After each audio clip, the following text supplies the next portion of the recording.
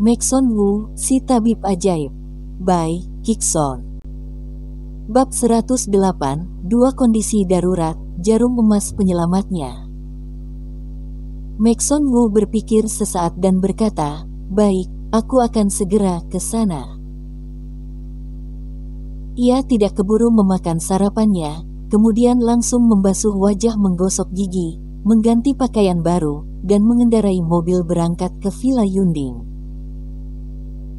Saat ini, terlihat Clarice Tang yang tengah berdiri di depan pintu Villa Yunding.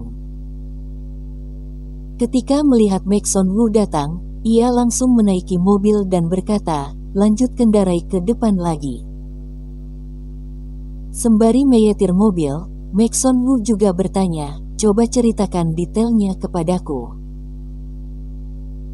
Clarice Tang menghela nafas, "Pada subuh hari, kakekku tiba-tiba mengalami stroke, dan sekarang tim medis masih berusaha mungkin menyelamatkannya."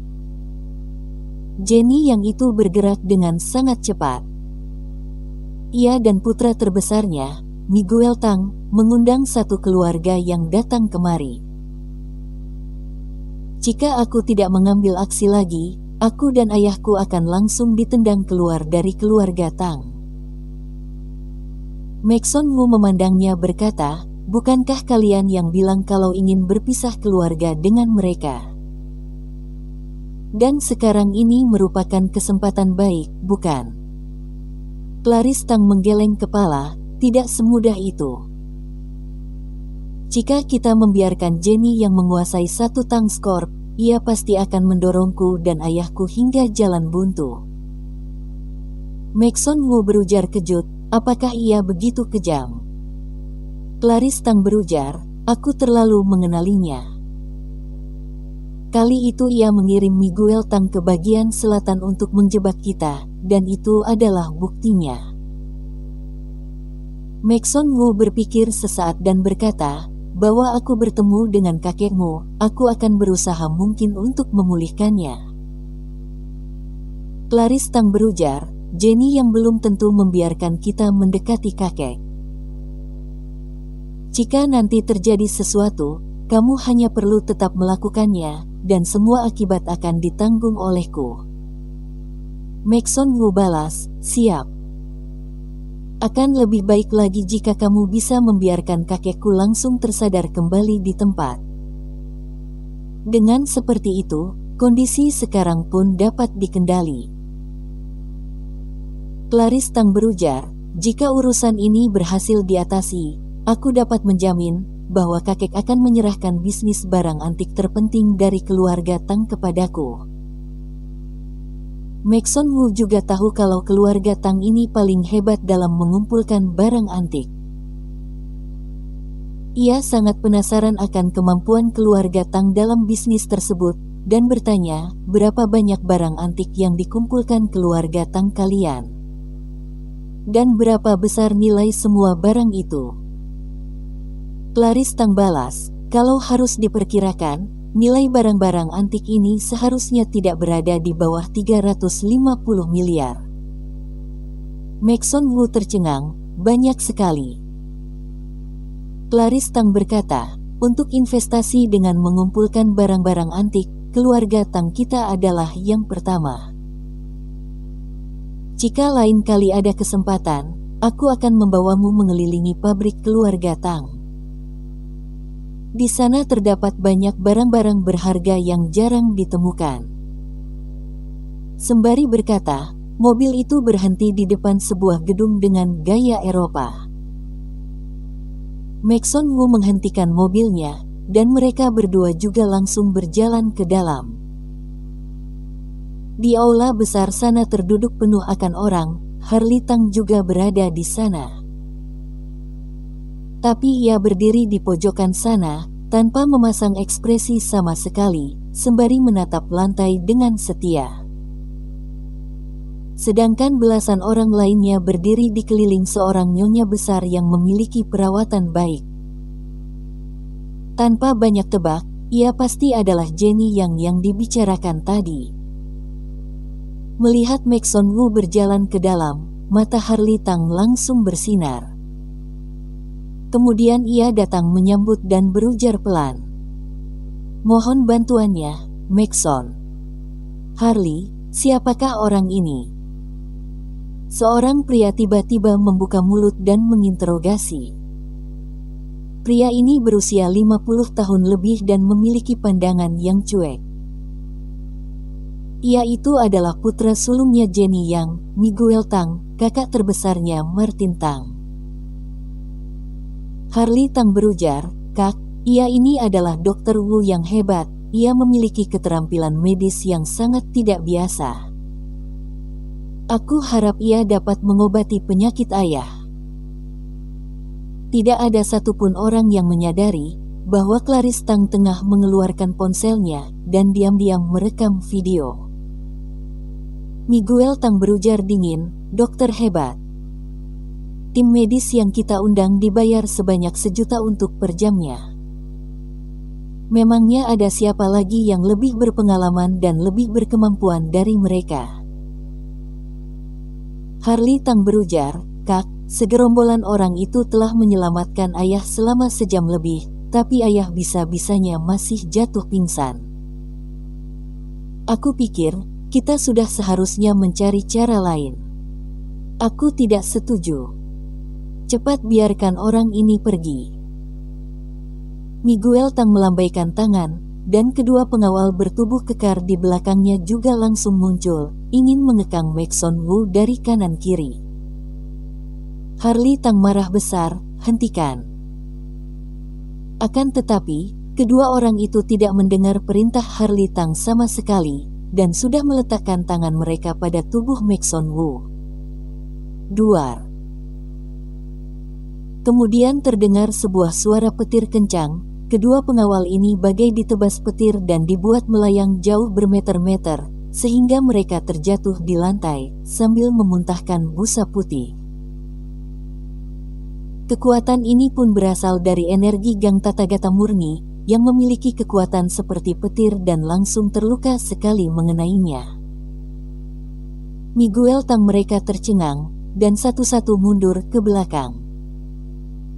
Maxson Wu berujar tak acuh, "Berani-beraninya kamu mengusir Gatrilem Master, siapa yang memberimu keberanian itu?" "Gatrilem Master." Miguel Tang merasa terkejut, dan sibuk berkata, "Maaf. Aku." Maxson Wu langsung mengeluarkan selangkah, sehingga permukaan lantai berguncang kencang. Cangkir-cangkir teh dan teko teh di atas meja juga ikut tergoncang.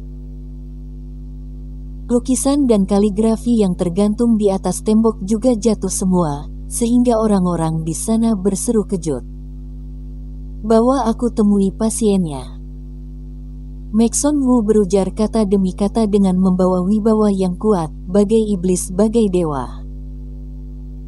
Miguel Tang tidak berdaya dan langsung memberi jalan, tidak berani menghalanginya. Maxson Wu juga tidak memedulikannya lagi, dan langsung menembus kerumunan itu, datang ke sebuah kamar di dalam sana. Seorang orang tua tengah berbaring di atas ranjang dengan tubuhnya yang terpasang penuh tabung, dan dalam kondisi tidak sadar. Di sampingnya terdapat sejumlah peralatan medis termaju, beserta kelima dokter dan suster yang sibuk di sekitarnya. "Siapakah kamu?" seorang pria Eropa bertanya. Maxson Wu berujar datar, "Aku juga adalah seorang dokter, mohon beri jalan." Harley Tang menerobos ke dalam dan berkata, "Tuan Michelle, ia ini adalah dokter yang aku undang kemari." Michelle mundur beberapa langkah ke belakang dan menunjukkan raut arogan di wajah, sembari berkata, "Aku pernah meneliti ilmu medis kuno negeri kalian, dan efek itu berlangsung terlalu lamban, bahkan juga kekurangan bukti sainsnya. Kemungkinan pengobatannya tidak akan menghasilkan efek." Maxson Wu tidak memedulikan Michelle. Ia datang ke dekat ranjang, dan memakai mata kirinya menembus ke dalam otak kakek Clarice Tang, serta menemukan beberapa bagian berdarah di bagian otak terdalamnya. Pembengkakan darah itu menekan sarafnya, sehingga ia kehilangan kesadarannya. Dan yang paling serius dari hal ini adalah ia juga mengalami stroke infrak. Dengan kondisi seperti ini, rumah sakit yang terbaik pun belum tentu bisa merancang sebuah rencana pengobatan yang sempurna, dan ia mungkin saja akan mengalami kondisi vegetatif persisten, bahkan meninggal. Maxon Wu mengeluarkan jarum emas, dan langsung menusuk otak orang tua itu. Dengan tusukan itu, ia menghindari titik yang berbahaya, dan langsung mencapai bagian berdarah di dalam. Ketika ia mencabut jarum emas itu, sebuah garis darah langsung menyembur keluar, dan ia juga memakai tisu menerimanya. Ia lagi-lagi melakukan hal yang sama, dan menusuk 4 buah jarum lagi, sehingga 4 buah garis darah menyembur. Melihat adegan ini, orang-orang di sekitar merasa terkejut. Cara pengobatan macam apa ini? Terakhir, ia mengulur jarinya keluar, memakai spirit finger dengan spirit menunjuk ke arah otak orang tua itu.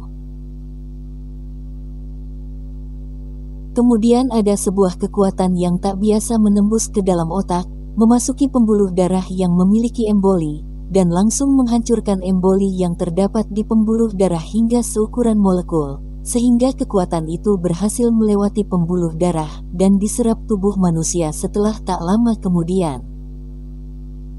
Orang tua terbatuk pelan, dan pelan-pelan membuka matanya.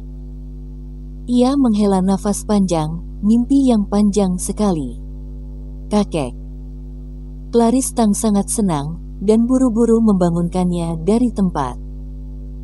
Tubuh orang tua itu masih sangat lemas, namun kesadarannya cukup baik.